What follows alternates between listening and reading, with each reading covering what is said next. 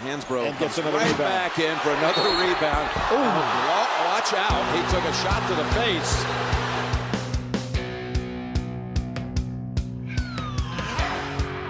Welcome to the Tobacco Road Podcast, Episode 3. We got an exciting show for you today. We got a special guest Jon Scheyer and Jack McClinton from Miami University.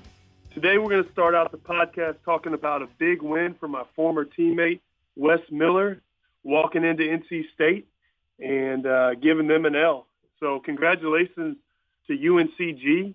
I think one thing that really unites Duke and UNC is we enjoy watching State lose. State keeps stating, and congrats to UNCG and Wes Miller. What a great shout out there. Former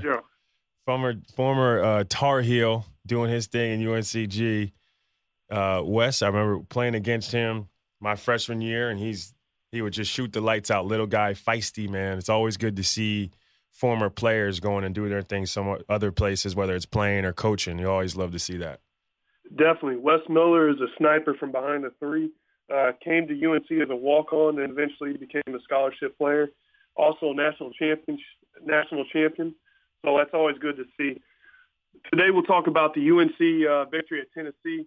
I think this is a big victory for us because this is a big road win that you want right before ACC play, and this is the type of win that will kind of get you ready for the environment of the ACC play, and these road games are real tough. I think the key to the game was turnovers in the second half. We only had 4 of them in the first half. I think we had 12. So I think we took care of the ball, and listening to Coach talking to his press game conference, I think that's something he really talked about. And also Kenny Williams hitting a 3 with 35 seconds left. And I think this guy keeps playing great, and I think he's going to be an X factor for us, the rest of the year. Yeah, I think I'll piggyback on what you said about, it's the kind of win that you want before, as you start the ACC. Tennessee's a top 25 team. I think they were ranked 20 last week. And, to be able to get a strong win like that on the road, against a team of that quality definitely is prepping them for ACC play. Typically, you don't see those kind of matchups around this period as guys coaches would try to get their guys just focusing on exams and getting past the holidays. But they threw that into the schedule, and I think that's going to help them as they get into ACC play. Yeah, definitely. And I think one thing to point out from this victory is it's the first game decided by single digits all year for us. So in a tough atmosphere where, the students are gone, and it's always a tough time whenever the students leave for Christmas and you're there as a player and you kind of feel isolated. And so, it's kind of hard to concentrate because you had exams and you studied for those. And I remember from my days, it's just always hard. It was always a hard time because, the students weren't around and, you got lonely sometimes. Oh, yeah. It's a tough time. Number one, because, look, we love to play basketball, right? That's our thing. So, and not particularly just practice. Like, we're trying to play games. So we're used to playing 2 games a week, maybe 3. And you get to this time where, okay, I'm done with practice. Now I got to go home and study. Like, I got to be up all night trying to figure out, now this is if you're like a really good student, right? Maybe you may get up in the morning and cram like I used to. But, you got to study. You got to maybe you're doing extra time with a tutor, study sessions with other classmates. Like, all this stuff happens, and you're still expected to wake up. You got to go to practice. I remember, once the students left, everybody had to get out of the dorm. So we'd be moving into the Washington Duke, which is a 5-star hotel, really nice. But, we'd be in there bored. We'd get everybody in there playing video games or whatnot. And, but then practice sometimes was rough because maybe everybody kind of had a different schedule. Everyone had maybe a different exam schedule or study session schedule. So then you have these individual practices with like 4 or 5 guys, and those were the worst. I know you guys had those over there, but it's just like, it's 4 of you guys in a huge gym with all them baskets, so the coaches just take advantage of that. And it's running, it's defensive stuff, and there's no subs. So I remember, I know you guys probably had it like that over there too. Yeah, definitely. Coach Williams is big on this thing he calls them run and shoot. It's basically, it's almost an individual practice. It's where you go and lift for an hour, then right after you lift, you go to the court and the bigs will do a workout. You have a workout partner and you'll shoot a certain amount of shots with an assistant coach. And then after you're done shooting, you're on the line and you run and you run and you run and you try to maintain shape for this break. It's always really tough to have a break in the middle of the year and try to be on your peak, especially when you got ACC play staring at you right in your face. Yeah.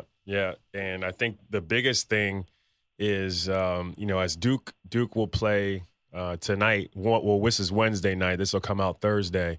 But in sitting in Coach K's meeting last night, as this is their last game before they go to a 6-day break for Christmas, is don't go home. Don't go home before the game. Don't be thinking about going home. Think about, beat who you're playing against and come out there and try to finish on a strong note, then go home. That's the biggest thing. And so, I know Coach Williams emphasized that to his guys last game. So, Coach K always thinking strong. Nothing's ever weak with him. It's always, hey, we got a job to do. Let's accomplish it, and then we'll relax. He's very much like that. That's a great point. I remember when we used to that game right before you go home. You're always like trying to coordinate. Hey, I'm coming home. Get the friends together. Let's go do this. Let's go do that. I think that's a great point. Trying to stay focused. For me, I remember the one thing I used to look at the weather because I used to get paranoid about flying, and so I was making sure the flight was going to be smooth, so there weren't going to be storms or anything like that. But that's so interesting. Sorry to cut you off, man, but we got a guest coming on later. You mentioned his name's Jon Scheyer, and you talk about a paranoid flyer.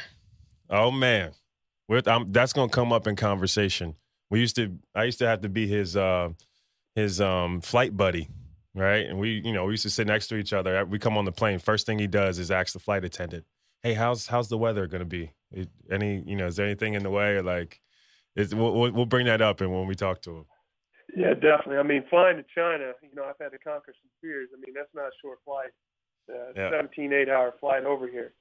So, but yeah, I mean, it's gotten a lot better for me. Hopefully it has for John too. But we're looking forward to getting his opinion about, how Duke's progressing and how these young guys are coming along, which I'm really looking forward to hearing. Yeah. Oh, and just to mention, Duke didn't play this week. They kind of getting ready for exams and practicing, getting ready for Evansville on Wednesday. So they're at a good spot. One loss, lost to Boston College a couple weeks ago. Haven't played since. So, they're fine. As they go into ACC play, they just need to focus on playing better. They got a lot of talent on this team. And, on both sides of the ball, they just need to maximize that. You have a younger team that doesn't quite yet know how to play at that high level every single night. And, they found ways throughout this season so far to, figure it out at the end of the game, but weren't able to do that against Boston College, who they were hot. So they weren't going to stop them. And, it caught up to them. So they need to figure out, and I think they will, they just need to figure out how to sustain their play throughout the game. And, I think they'll be all right. Yeah, I think one thing that's got to be tough is when you lose a game, you're looking forward to the next game. And I think for them, this long break, I can't imagine how the practices are going. I guarantee you they're locked in. They're looking at things, what they can do to get better. And, I think they'll be ready for the next game for sure. Especially after you take an L, you always want to try to look at things, what you can do better, and always makes you a little more attentive. So I think, obviously, they should win. I think, with this practice time, you could see some benefits out of it, especially with this long break. Yeah. I mean, I agree with you. I will add to that, there's benefits from, not particularly playing a game. It's also a good time for individual development. Guys get some time to, okay, we don't have a game this week. Like I'm not really worried about killing myself. So I can come in here and spend an extra hour, 45 minutes after practice working on my moves, working on my jump shot, working on my post play, my ball handling, whatever it may be, instead of, when you're playing a lot of games, you're not trying to kill yourself after practice. So you may not get that skill work in that you would be able to get now. And then as you go home, that's an important time too. I know Coach Will Stevens, who, I still work with and love to this day. He gives these guys a packet of stuff they need to be doing while they're home. So whether it's running, lifting, the coaches will give some individual work stuff that they should be doing. So that's a way to, work on your skills, work on your game while you're home and still continue to stay in shape. So there's benefits, I think, both sides this way with a break. One other thing to mention is now as Duke's lost their first game, moving from ranked number 1 now to number 4, and as UNC beat Tennessee and moving now up to number 5, right? They're right next to each other, right? As people were talking about Duke and their potential as being a number 1 team, winning a championship, whatever it may be, and UNC's kind of flown under the radar a bit. And now they're right next to each other in terms of ranking, right? I can't say how they would do against each other. I would hope my Blue Devils would take care of them right now, but the rankings would say otherwise in terms that's a pretty even matchup. So I think that's, I'm sure stuff will change before we play each other, but as of now, I think that's pretty cool. You see, you got the two headlining North Carolina teams, right? Why we're here, the Tobacco Road podcast, right next to each other, right? It's right where we want to be, and I think rankings this early sometimes can be, a little too much to put into it. But I think, leading into it, I think both are playing well, and I think it's about right. I've said before the season, and I know UNC's ranked 5 right now, we could be a little underrated. And the reason I say that is because I think Luke May's playing great right now, and I don't think anyone's really expected him to play this well. I think he's playing at an unbelievable level, and hopefully he continues to keep doing great things for us and playing like that. And I don't think a lot of people expected that. But we have experience, and we'll see what happens. It'd be nice to be 1-2 when we play each other here in a month or so. But, when Duke and UNC plays, you can take the rankings and throw them out the window. It doesn't matter. Both are going to show up to play. As we mentioned rankings and Duke UNC being 4 and 5 in the AP polls right now, at number 6 lies Miami. And in the ACC, the team that both me and Tyler competed against and, had some tough games against, and their best player during that time was Jack McClinton, a 2-time first-team All-ACC competitor, played some tough games against both Duke and UNC. I can remember vividly, and we'll talk about that. Now the founder and CEO of Active Dreamers, a betting company licensed by the NBA, and now here on our show. Jack, how you doing, man? I'm good, man. How you guys doing? Thanks for having me, man. Doing great, man. We're happy to have you on the show. And what Thanks better for coming on. Yeah, for sure, man. And what better perspective to have than someone who competed against both of us at an extremely high level, as we were just joking about before we came on. And Dave, it's hard for me to say it, but you did give us some extreme buckets. I can't leave that out. And you played against both of our teams, so I'll start out by asking you, how was that for you? What as you prepared for a Duke or a UNC, what was that like? I mean, it was like super amazing, man. I say super just for the fact because I was kind of that player in high school. I didn't even have a Division I scholarship, so I went prep school, got a scholarship to Siena College, a small school, and then I transferred to Miami. And I've always had a dream of playing in the ACC, playing against Duke, North Carolina. So when I had the opportunity to play against the top tier schools in the country, my mindset was just always like, man, you get one opportunity to be on this highest stage. It's time to show out. So, playing Duke and UNC, man, you automatically have, almost like a different mindset because, it's almost like basketball royalty. It's going to be on TV. You're playing against the best guys in the country. Year after year, these two teams are producing guys that are going to the NBA. And, of course, you have dreams of making the NBA. So it's like, play good against Duke or UNC, you might get a shot. So it was always just almost a different mental thing for me, always playing against Duke and UNC. And as you know, I would always give you guys buckets. So, how did that feel? Let's flip it on you.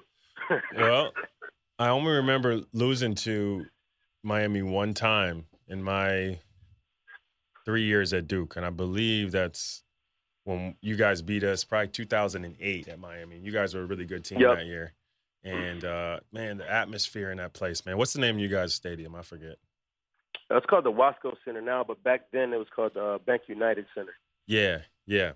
And just the whole vibe in there, man, because, Miami's it's a little more fun, man. I'll keep it real. It's a little different than Durham, so those fans, the students were, it's the biggest game of the year. And, I'm not saying that UNC wouldn't be the biggest game of the year, but, we were a good team that year. And, man, that was just unbelievable atmosphere, and you guys got us. But other than that, I don't remember a time that Miami beat Duke. During my tenure, at least. Yeah, we only beat you guys one time. I don't. Yeah. We never beat UNC. Don't even bring it up. I don't know the thing I will say. We never beat you guys. I do remember. I enjoyed going to Miami. Yeah. I really enjoyed going to Miami. One, for the weather, and we always stayed in a nice hotel there, and but I think it was always a tough game we always had. So I enjoyed it. Yeah. Well, going to Miami as a college student is a little different than going to Miami as an NBA player. Let's keep it real, Tyler. So, you get there as a college student. There's no leaving the hotel, right? There's no hanging out on South Beach or going to a nightclub. None of that is happening. So you got to look forward to the weather in the hotel. But as an NBA player, playing in Miami Heat's a little more fun. I will admit that. If the nightlife is something that you want to get into, I will mention that. Yeah, I couldn't agree with you more. I mean, especially being from a small town in Missouri, going to Miami. I mean, in college, it was crazy. And then when we got to the NBA, it was kind of an overload for me, to be quite honest. Yeah, I always wondered about that, being in the league, coming to Miami. Because I know how it was in college. I had great times at Miami. I felt like I was in the NBA when I was in college at Miami. I bet you did. It wasn't not leaving the hotel or not leaving. Hey, we was out. We understand. That's one question.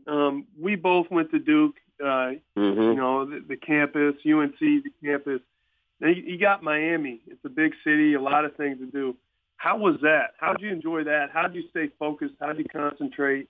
And how was that? It was amazing, man. Like I said before, I was a guy that didn't have no scholarship. So when I got to Miami and have an ACC school, I was like, shit, this is my opportunity to really excel. Let me take advantage of the opportunity. And like you said, it was new for me. I was at Siena College in upstate New York. It was all snow. And I'm from Baltimore, but, getting out there just kind of helped me out because my best friend at the time was Gerald Wright, and he was on the Miami Heat. So it was kind of like one of those things. Like I said, I was in college, but I was almost in the NBA because I was at every Heat game because Gerald was there. But the main thing was, I was always focused on the bigger picture, and the bigger picture was really taking advantage of the opportunity of playing the ACC. So I made sure my books was good. I stayed in the gym. I would be in the gym 2-3 in the morning, every night, and that's no bullshit. I would really, when we played Duke UNC, I would be in the gym that night, that morning, 4 hours before the game. That's what I did. I just really wanted to take advantage of the opportunity. So, of course, we went out and we did things and had fun. But at the end of the day, I always had that ultimate goal of really, I wanted to get drafted. I wanted to take advantage of the opportunity. So, it wasn't too crazy, but we did have a lot of wild nights. I'm not gonna lie. Mm-hmm. A lot of wild nights. To ask people like that. So to ask you, Jack, so who did you get up more for, Duke or UNC? Because I know, playing in Miami is one thing, but, going to the Dean Dome, I know for myself was a special thing. But, you know, then I can only imagine coming to Cameron and the atmosphere that brings. You know, which one would you get up for more? Honestly, no offense, Tyler, I got to say Duke. Yes. Because, you know, Duke, crazies, you know, the smaller gym, you know, the atmosphere was wild. And it's just like, and then Coach K, I mean, it's just, you know, nothing against Roy Williams, but it was just one of those things where like, shit, we playing against Duke, man. Like, I'm super excited. It's a funny story. I remember the time that we lost in overtime. I think I had 35 on y'all. I was bringing this up next. Okay. Oh, sorry. Should I bring it up or you want to bring it up? To talk about it. Talk about it. We hear it. Okay, yeah. So it's funny because the game before that, we had played Ohio State in the ACC Big Ten Challenge. And it was a funny story. My grandfather had just died before that game, and he died at the age of 72. So when we played Ohio State, I was like, man, you know what? F this. I'm going to get 72 points from my grandfather. I don't give a f. So my whole mindset for that game was to get 72 points. So first 4 minutes, I had 12 points. Okay. I was on a route to get it. Last 3 that I made, they had subbed this dude named Anthony Crater in the game. And I was in triple threat. And he swiped for the ball, but he slapped me in my face. And I know he wasn't. The ball was, you know, was covered as a triple threat. You know, I was fundamentally sound. Swiped for the ball, slapped my face, and I slapped him back. And I shot 3 and made it. Ran down court. Thad Matta walked in the court like, hey, you can't do that. They went back to the replays, and then they ejected me. Oh, wow. First of all, it's never been done. Like, how do you go back? You can't go back on the replays in college in 2009. Then they ejected me. The next game, we played Duke, and you guys had all these signs in there that said, what did the 5 fingers say to the face? It was calling me Rick James in the stands. And I honestly think that's what really got me going, like to see, like, okay, these guys out here trying to make fun of me and do all this shit. I got some buckets coming your way. Then I had that big 3. What, I had 35 on y'all? You had 34. Don't give extra points. No. You had 34. Look at the record, bro. Look at the. I'm looking right now. I'm looking at my notes. 35, bro. I'm looking at my notes. It says it's February 7, 2009. It was an overtime game. And we won by 3. You had 34 points, 12 for 18 shooting, 5 for 6 from three-point line. Okay? Don't put extra points on it, and y'all lost. I had 35. Okay. So I had 35. So we can go back and look at a stat sheet, but to piggyback on that, okay, I remember that game vividly, okay, and you were hot. I won't even lie, you were hot, and we've talked about this before, and you know you keep saying, yeah, I gave you buckets. Just so you know, man, I didn't get any of those buckets. All right, we weren't matched up together. You definitely tasted some of those baskets. I didn't get not a one. Just so as you remember. You were the point guard, right? And you know, at that time in college, I was playing forward, so I was guarding somebody else. So I didn't get none of those. It's probably Jon Scheyer, who we're going to have on later, Nolan Smith or Greg Paulus, who you know, it's my guys. But you know, they got most of that. So yeah, they caught a lot of those. You know, what's funny? After that game, you know, that was a really big game for me because after that game, Coach K came to me and said something to me. I was like, you know, I wasn't expecting it, and this is.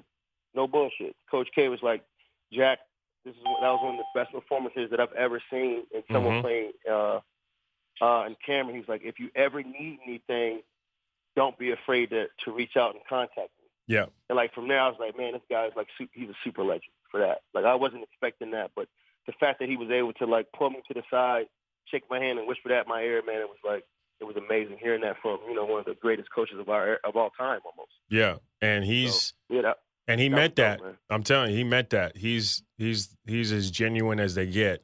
And you know, to just remembering those plays. So I don't know if everyone remembers back when we used to play. So Jack McClinton had one move. Okay. It was between the legs, it was a crossover, or it was a snatch back to to me it was a travel, but it was a step back or a side step. To where nobody could get to him to really contest his shot. The space that he would create to get to this shot allowed him to get it off. And in that particular game, you know, he did it like at least 6 times. He shot 5 for 6 from 3. And it was, you know, it was his go-to move. It was his go-to move. It was his travel. but it was his go-to move. It was Definitely effective. not travel. It was effective. It was Definitely one of those moves. Go For ahead. all the short guards out there, like if you can shoot, get the step back in your game, because when you can shoot, ask Gerald, ask Tyler what happened when you get in your arsenal. Get buckets. Yeah, That's what happened. we remember that vividly, I'll man. agree with Gerald. It could have been a walk. Oh yeah, oh yeah. They never caught it though. Well, they never caught it. Well, Like never. I'm just joking, man. no, I'm not joking. It was a walk. Had they called What it do you all mean? 5 times when you made those threes, you would have had 19 points or something. You know what I'm saying? That's what I'm saying. So That's funny. no, but you definitely, man, from both of us, I will say you got our ultimate respect as a Nah, man, I really basketball appreciate player. that. I really appreciate that. Yeah. You guys were Yeah, man, you were. legends. Yeah, I mean, it was always a battle. You're a pure scorer, and you competed. And we may have won every game, but it wasn't tough. I'll tell you that. Yeah. Oh yeah, you used to cook us. Tyler, I used to hate playing yo crazy ass. Psycho T, yo, Tyler would be out there making faces, turning red. He had our big scared. Like I was like, yo, this dude, something's wrong with him. I don't know what he's eating for breakfast. I don't know what's on his mind. Like what? Tyler, can I ask you, what do you think about when you play, bro? You used to like play with so much like tenacity and like Fire. like Anger. Yeah, bro. What was that? What is the potion to that? I've always played with that, and Oh, yeah. I remember playing you guys. You guys had good bigs, tough, strong, Yeah, we physical did. bigs. I mean, Mm-hmm. it wasn't easy. I think you played with Jimmy Graham. I mean, that guy. Yep. I mean, he was a bulldozer. I mean, Yep. Nothing came easy. Jimmy Graham, Dwayne Collins, strong ass dudes. But I mean, Mm-hmm. you just have that ultimate motive that that's something that shit. I mean, while you're still playing now and still doing what you love, because I'm sure you still have that motive that kind of gets you going and kind of gives you that extra edge. Yeah, definitely. I mean, it's something that I've carried with me. Yeah, Tyler, as preparing for UNC, we always used to say, so Tyler would either go into his move, put the ball up on the basket, and, regardless if it was going in or not, he'd always make that second effort to go chase the basketball down. So 1,000%. 1,000%. And then, I don't know, he's got to be up there, maybe number 1 or 2 in free throws shot or, made in ACC history. They used to give him a lot of calls though, bro. Tons of calls. Off on that. Tons of calls. But hey, but crazy, bro. I'm like, is his family part of the refing system or something? I'm like, yo, this dude gets every call, bro. hey, but Someone look, wasn't fouled. I don't know if I couldn't get those yellow calls in and shit, Cameron. so. I'll tell you that.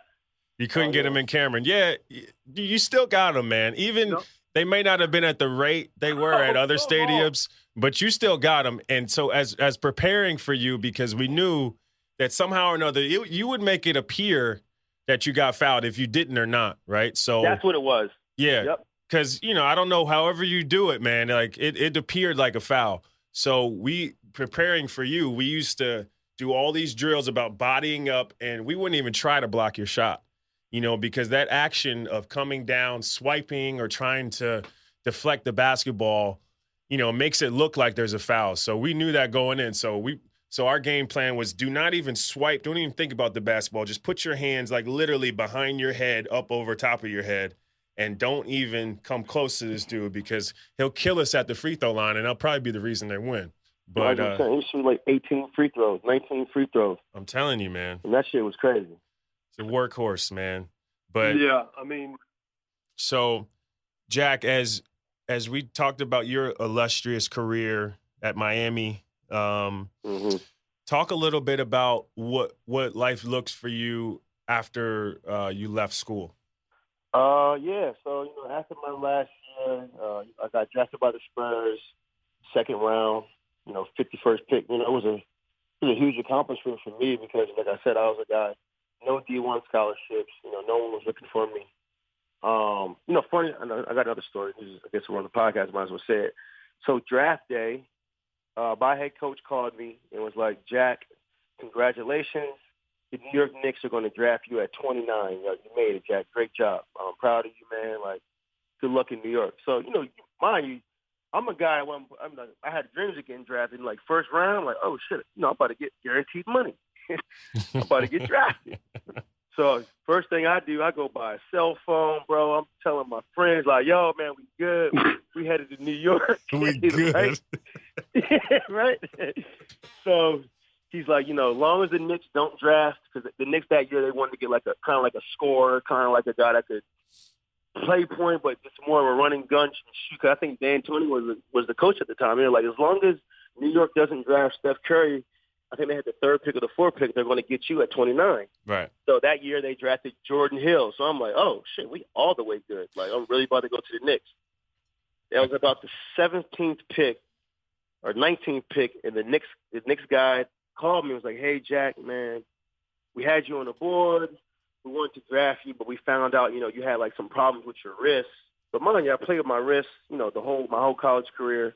I mean, they knew it from the combine. They were like, well, New York now, they don't want to take a chance on you. The year before, Dino Gallinari had back injuries, and he didn't play the whole year. So, they decided to pass on you. So I'm like, you got to be shitting me, man. Like, I done told all my people, I'm thinking I'm getting the first-round money or whatever, and it doesn't happen. And they end up drafting Tony Douglas that year, another ACC guard, kind of similar game to me, like, combo guard, could shoot the rock.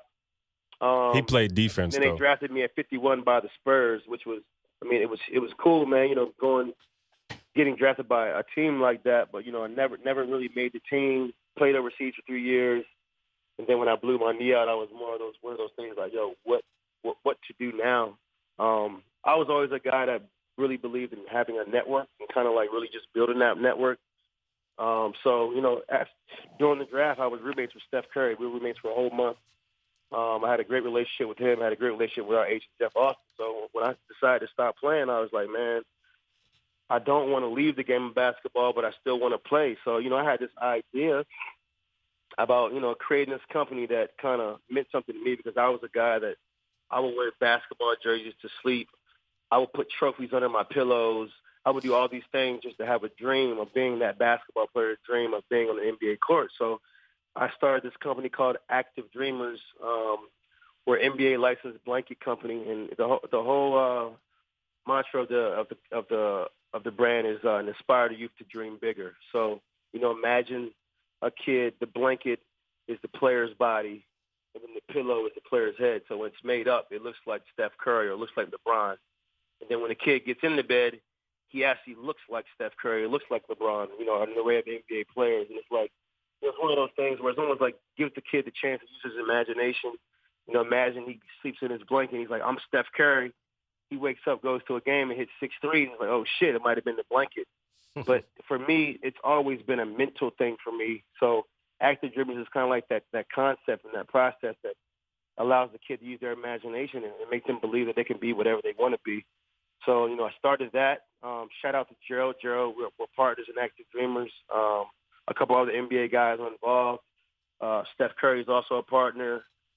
We just launched on NBAstore.com, man, and it's amazing, man. I just really kind of like use my network to kind of build the brand. Still in the game of basketball, I'm still able to go to games. I live in LA. I go to a lot of the Lakers games, but being able to start a company and still be involved in the NBA is, it's a really cool accomplishment for me. And then I'm happy that I can share with my friends that I played against in my college days. So. There you go. That's kind of like what's going on with me now in a nutshell, man.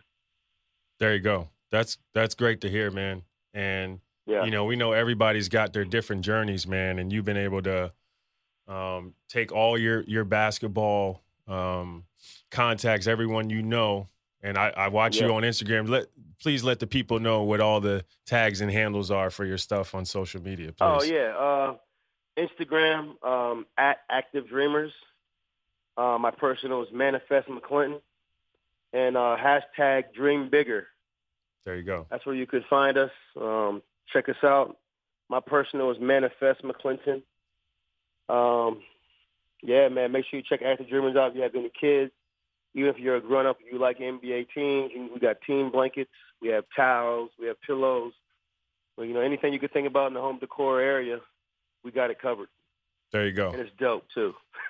Yep, and I will be a witness to that. I'm getting my nephews. Hopefully they're not listening to this because I am, as this is our Christmas episode, I'm getting them a couple of those blankets. I think we talked about getting them a LeBron and Steph Curry blanket for Christmas. Harden, so, right? yeah, and a Harden one. So they'll be getting those under the tree come Christmas Eve. And, you know, it's great to see what guys are doing post basketball, because at some point everybody's going to stop.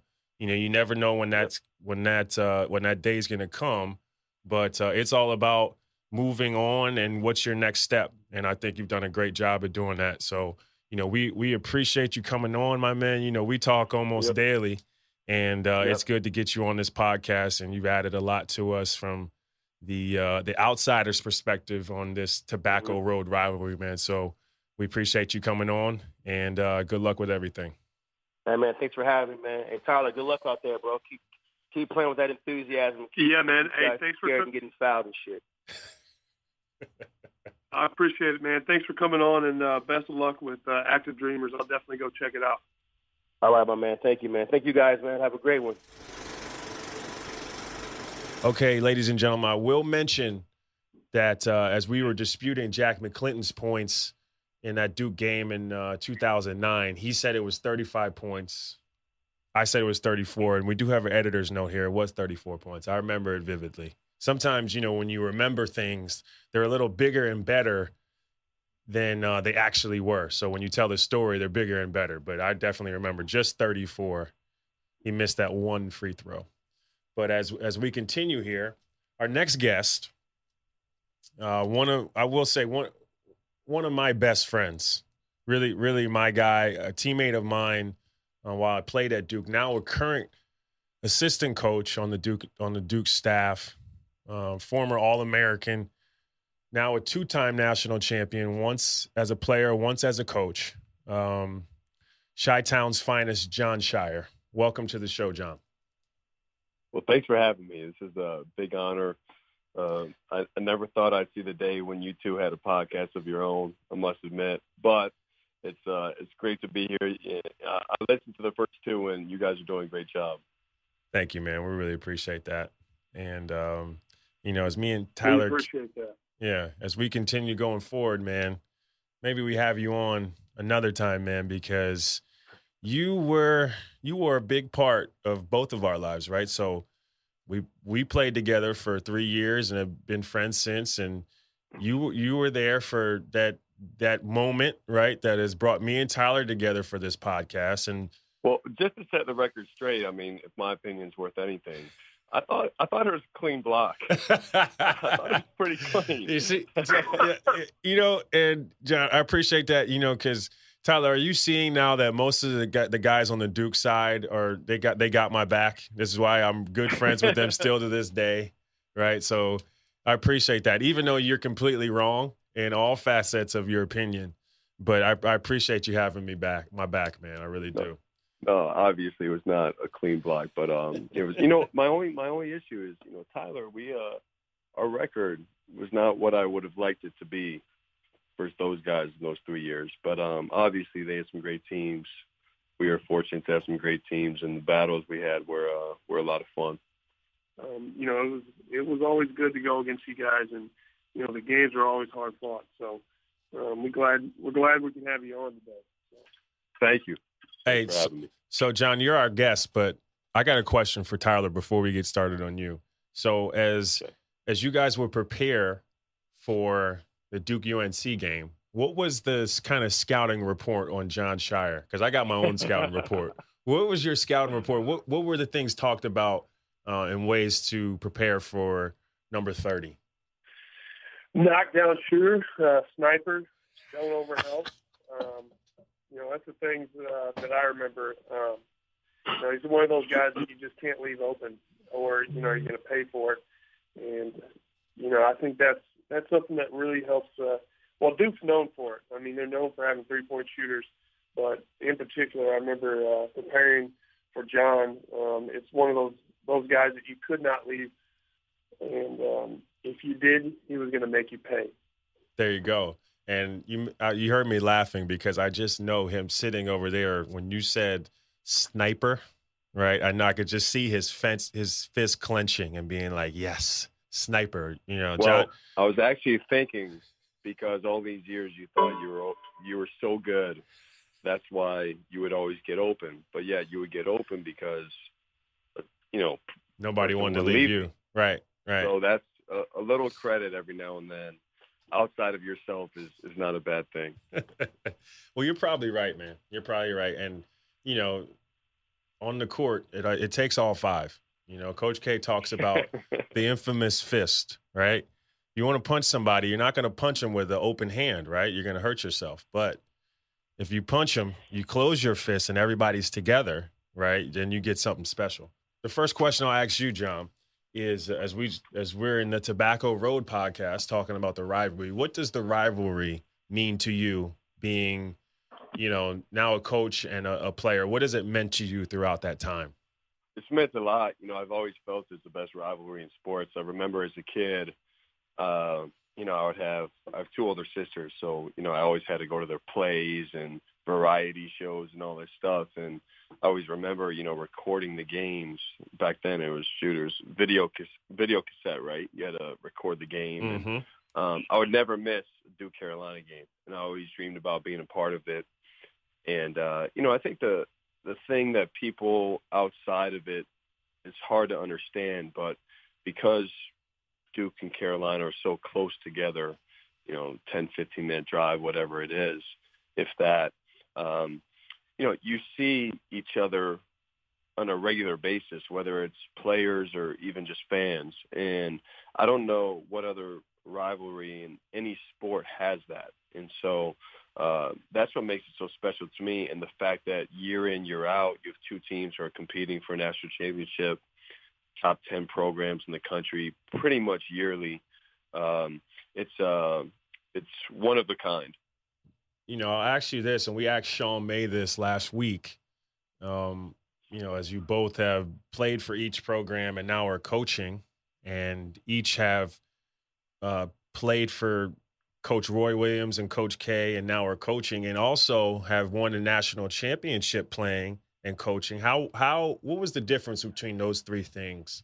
You know, from your time there at Duke. Well, I think the difference, you know, when you win it as a player, it's, you know, the blood, sweat, and tears you've put in as a basketball player for so many years. I mean, it all comes down to that one moment. So obviously there's the accomplishment you feel is unlike anything I've ever felt before as a player. And, you know, when we won it as a coach, it was a pretty cool feeling. And I didn't realize that I would feel this way, but when you get a chance, you know, like that year in particular, you know, working with Tyus Jones every day, and, you know, you're working on shooting off ball screens and different reads off of it. And, you know, you see him in the national championship game have a moment like he did. He's coming off these ball screens and raising up to hit these threes. It's such you're proud of him. You're in his moment. You get a chance to, you know, feel what he's feeling. And so for me, like, to see someone else do it that you've worked with, had a chance to, you know, go through ups and downs with, it was actually more of a special feeling than I ever thought it would be. And so both are different, but both are, you know, obviously great. Yeah. In a sense, you get to kind of play the games through them, you know, and be able to teach them and go through it with them. I'm sure that's special. Now, as you talked about, you know, maybe some of Tyus's moments, I remember specifically in that championship game, he hits that big three coming off the ball screen. You know, are there any specific moments that you remember, not just from being a Duke player, but from playing in the rivalry? You know, any specific moments just from any game, or any specific moments from Tyler or myself that stuck out to you?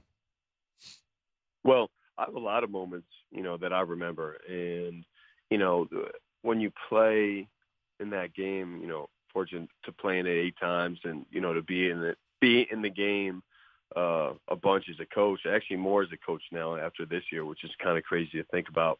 But really it's those moments down the stretch of games. And, you know, really every game is close outside of, you know, 1 or 2 that I've been a part of.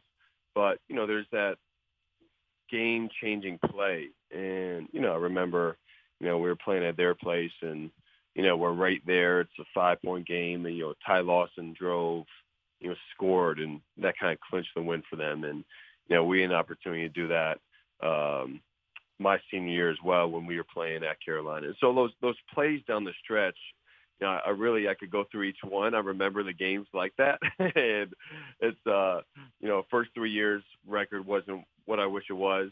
Was fortunate to win 2 his senior year. But I think there's every game I've played in, there's a couple moments you remember, especially down the stretch. Yeah. Yeah. And it's like you said, it's always close.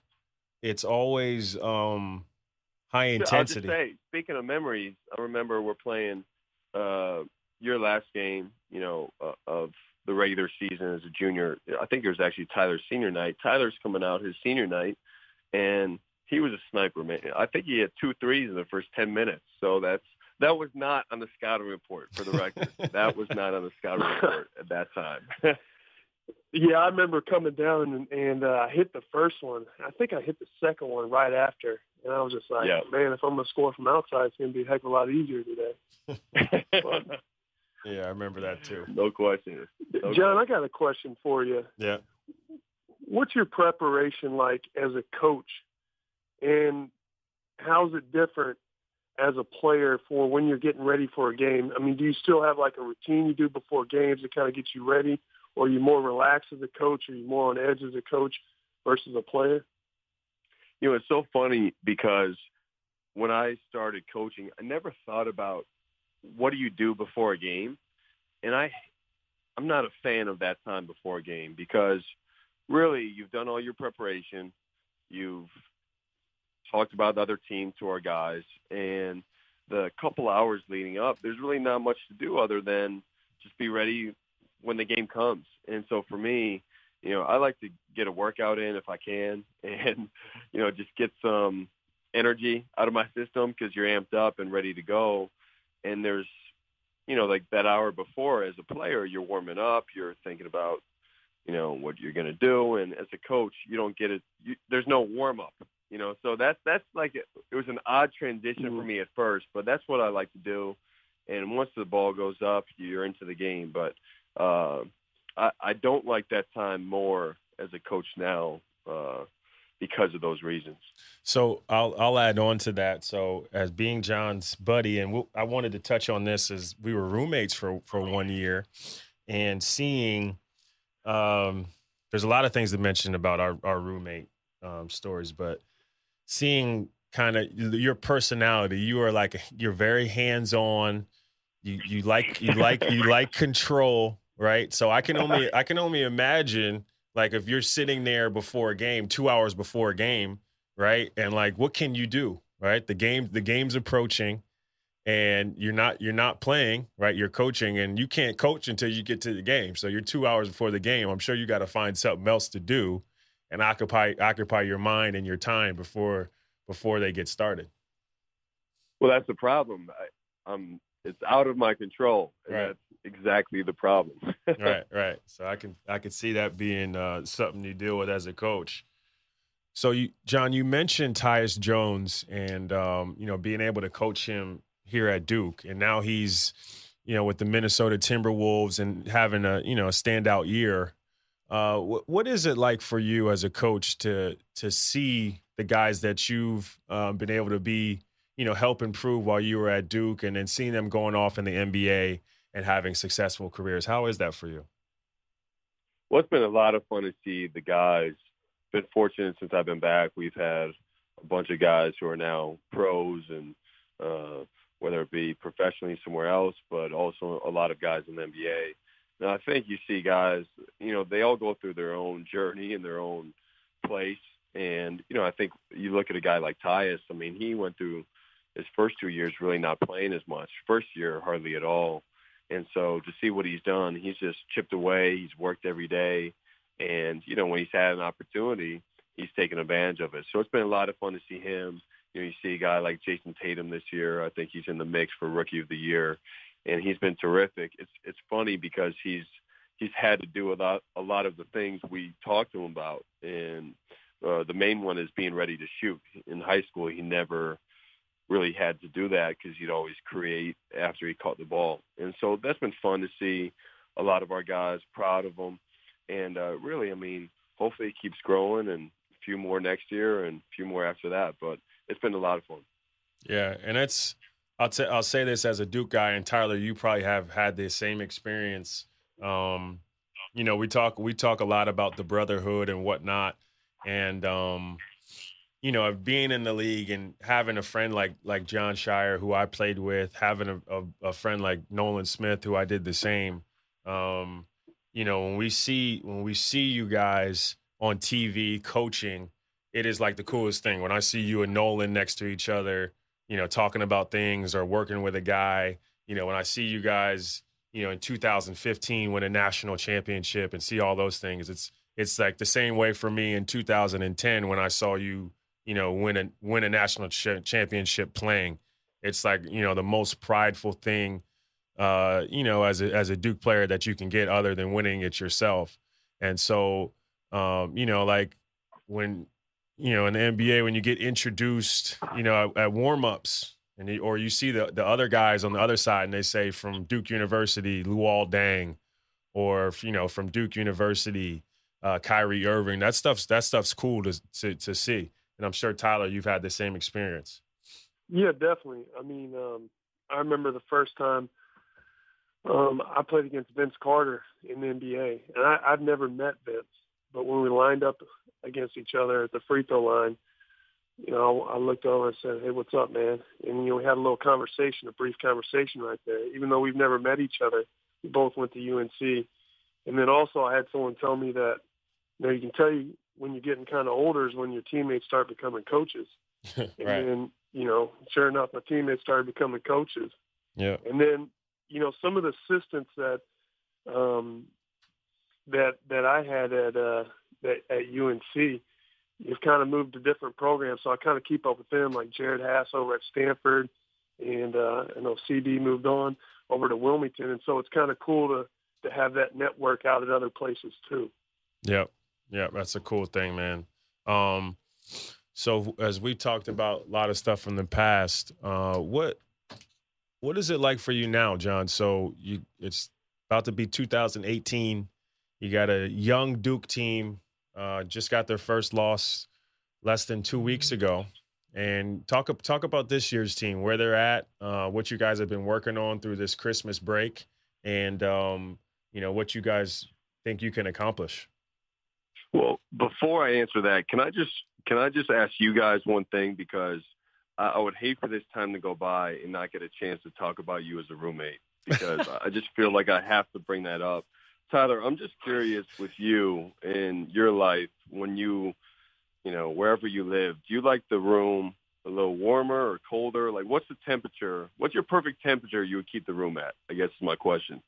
I would like the perfect temperature for me would probably be around 70. Oh, my gosh. You see, that's you're normal. And so, you know, I lived with Gerald for a year, our junior year, and I would come home, and we live in the apartment, and he would have that thing about 74, 75. Never. And it was the worst thing I've ever experienced in my life. I would have to open the windows in the winter, and we had a lot of struggles. The thing I give him a lot of credit for, he always worked at his game, and, you know, he'd be in the gym late, he would work hard, but I just want everybody to know who's listening to the podcast that it was very difficult to live with them. Live with anybody who keeps the room at 75 degrees.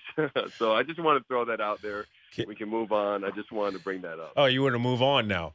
No. So we'll get to the bottom of this, and this is a reoccurring conversation here, debate.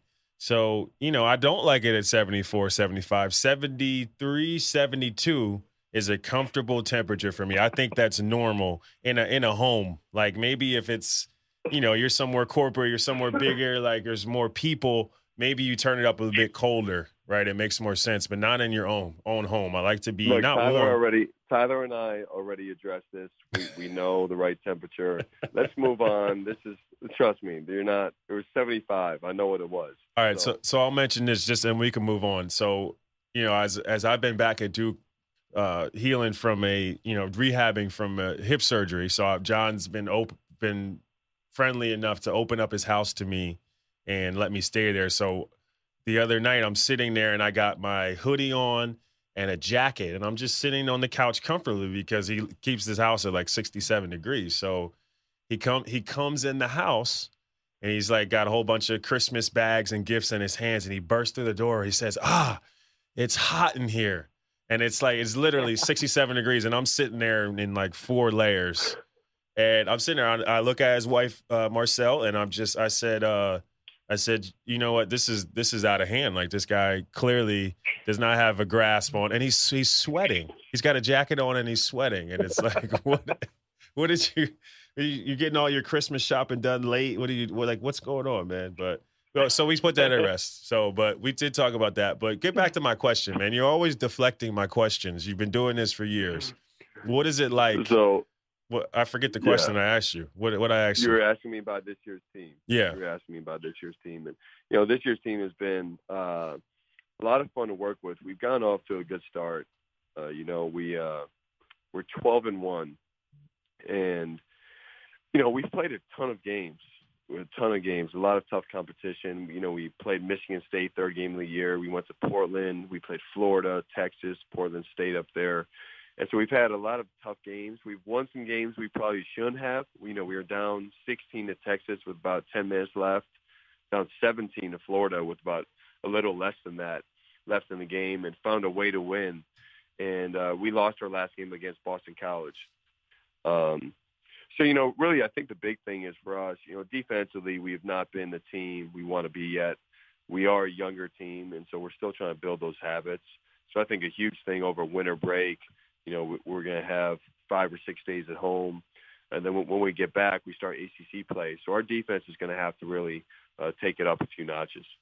Yeah, and I agree with you. As we talked a little bit before about, the team this year. And, they're just young. They've been able to get away maybe a little bit with, just their talent level and figuring stuff out at the end of games. But I'm pretty sure that, Coach K wants them to be able to sustain play throughout an entire game. And that'll start defensively. As you look at you guys' roster, not only do you just have a lot of talent, you have a lot of athleticism, right? And it helps you clearly on the offensive end. But as with the young players not having to really be, elite defenders or really use their athleticism as much on the defensive end, being in high school, they have a chance to be, a top-tier defensive team. You guys got guys like Marvin, who's long, can move his feet. Trayvon Duvall, who it starts with at the point guard, he should be the best defensive guard, not just in the ACC, but maybe in the country, with his ability to move his feet, his long arms and hands. He has the ability to do those things. So, we'll see coming up here if they can, figure those things out. And I think that'll definitely change the season for the Blue Devils. Right. Well, also we're getting to the point of the year, and you guys know this, but in ACC, if you don't put together a game for 40 minutes, you're going to lose. Yeah. And that's what happened to us at Boston College. So hopefully we learn from that. I think our guys know we need to play defense at a higher level, need to play an entire game. So that's going to be a goal for us to do that. Hey, John, I got one more question. As things start, you start getting to ACC play, when do you start looking at UNC and how the matchup kind of, how we kind of match up against each other? Is it something you look at as soon as you finish, as soon as UNC is the next game on the schedule, or is it something that you kind of look ahead to weeks, or, how do you guys prep for that? Well, we take it just like any other game from the standpoint of not getting ahead of ourselves because everybody in the ACC is so good. Naturally, you see the other team play throughout the year because, high profile and they play a lot of big games. We know that game's always going to be a big challenge. Off the bat, we know you're going to have Joel Berry, who's one of the best point guards in the country. He's a great player. And the fact that he's a senior and he's as good as he is, that's very difficult, as well as Theo. So they have a great mix of older guys and younger guys. How we match up, I think that's something, I think both teams are going to be in a different place by the time that game comes. I think we're already a different team than we were the first game of the year. So I think that will come in time to know the matchups, but we already know it's going to be a heck of a game, a big challenge for us, and we'll be excited for that one, as we always are. Okay, so my question is, who do you think will win? That's what we really want to know. Well, look, I think if anybody on either side said they didn't think they were going to win, they wouldn't be a part of the rivalry. Of course, we think we're going to win, and they think they're going to win. I mean, that's how it goes. We think we're going to win every game, but we know it's okay. That's how it should be. So you're going to jump on the fence here and do both sides. That's what you're going to do to us here? I'm not jumping on any fence. I'm not jumping on anything. I'm kind of regretting coming on this podcast to talk to you. If it was just Tyler, I would have liked this more. But we wanted like a Rasheed Wallace answer right there, like a guaranteed. That's what we really wanted from you there. But that's all right. Well, yeah, I'm sorry. Well, Jon, sorry to disappoint. It's all right, man. You did not disappoint, man. We really appreciate you coming on, man, and all three of us have had history together and, have contributed to the Duke-UNC rivalry in our own ways. And, it's great to have, like we just had Jack McClinton on, and just, having you on just brings even more to this entire thing. And we appreciate you coming on. I know you. Just one last question. What does Jack have to do with the Duke-UNC rivalry? I'm a little confused by that. Well, as we're working. I love Jack. Nothing against Jack. Jack's a great player, great guy. Just confused. Okay. First off, me and Tyler asked the questions. Okay. Second off, I will say that Jack has an interesting perspective because he is a all-ACC, All-American player that got to compete both against UNC and Duke for 2 years and did pretty well. So his mindset, is valued. So, just be the guest. Let us be the host and figure out who we're going to have on as guests. Okay. All right. Well, look, I appreciate you both for having me. I have a ton of respect playing against you, Tyler, the competitor that you were and are. And Gerald, I'm still trying to figure out the respect I have for you as a person, as a player. You're all right. It's not respect, man. It's love. It's love, and you know that. And all love. Yep. All love. And hopefully we can get you on later in the season as we get closer to these Duke UNC games. So, hey, good luck with everything coming up, man, and we wish you the best, brother. All right. Thank you, guys. Appreciate it. Yeah, definitely. I appreciate you coming on, Jon. I'm not going to tell you best of luck rest of the way, but I really appreciate your time. That's fair enough. See you guys. All right, everyone. That wraps up episode 3 of the Tobacco Road podcast. Gerald Henderson, Tyler Hansbrough. We appreciate you guys listening this week. You can listen to us on iTunes, Stitcher, Google Play, SoundCloud. Make sure you give us a review and a 5-star rating. And Merry Christmas to you all. We'll see you all next week.